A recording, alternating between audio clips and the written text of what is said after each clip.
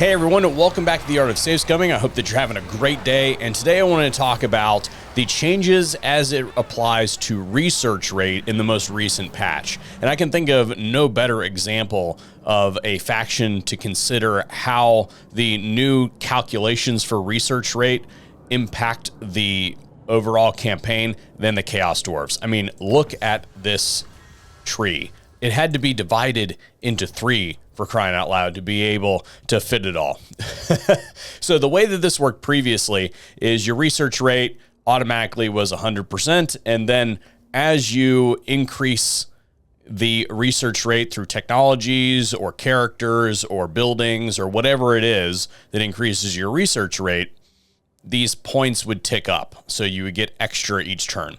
However, there was no such thing as a surplus. So if I had 150, for instance, research rate, and I wanted to research this, it wouldn't help me any. First of all, 150 on a 2-turn research wouldn't help me at all. And then when I went to the next one, let's say that this one took 2 turns as well. Well, now we're talking about 4 turns total. So does a 50% increase help me? No, it doesn't, because there is no over. So when I would do the first turn, I would have 150 points, and then I would need an additional 50 points to complete that technology. So it still takes 2 turns. But that extra 100 that would be left over just gets deleted.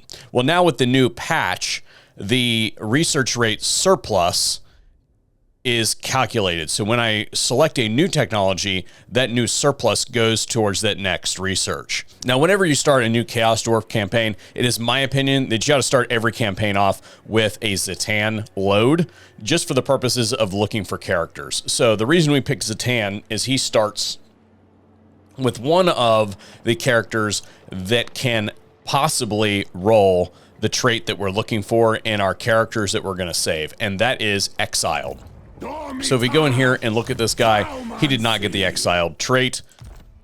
So we have a chance of getting an Exiled trait on this character, and then we could save him and load him into any other campaign in the future. The next thing that we're going to do is check first our Overseers, because the Overseers can get the Exiled trait, and then we're going to check each of our magic lores here for an Exiled trait. And we have one right there. We're going to recruit this Lord, and then we're going to immediately save him at level 1. And the purpose of that is the next campaign we load into, we can then recruit this guy and increase our research rate by 5%.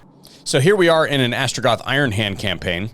And if I go check my research rate, we can see it's 195 here, and you can see that research surplus here at 24. So anytime that I apply, say, this, that 24 extra points is going to go to this. And we are looking at turn 69. And if we go, wrong button. If we go into our research here, I've completed half of this tree, pretty much this entire tree. And it looks like about half of the military tree as well on turn 69.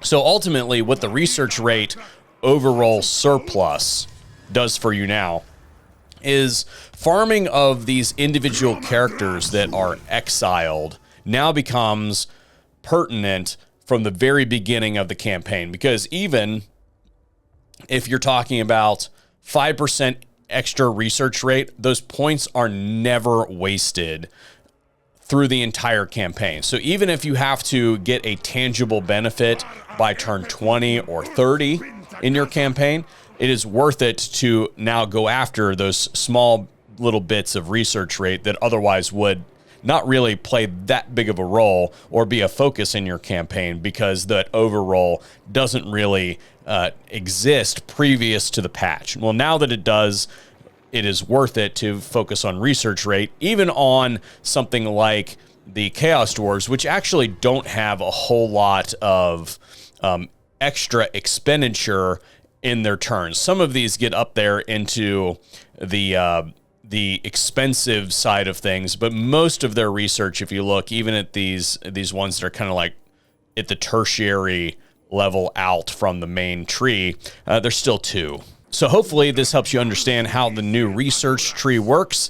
And I think there's other factions that would benefit major league from this would be like the dwarves, who also have a major meaty tree. The Empire, obviously, as well, because some of those are very high in the turns. And of course, my Skaven. They have a way to drastically increase their research rate. So it's definitely going to impact them as well, because they're going to have a lot of overflow. Anyway, that's all for this one here today. Thanks for tuning in to the Art of Scumming. Hopefully we'll see you on another one here pretty soon.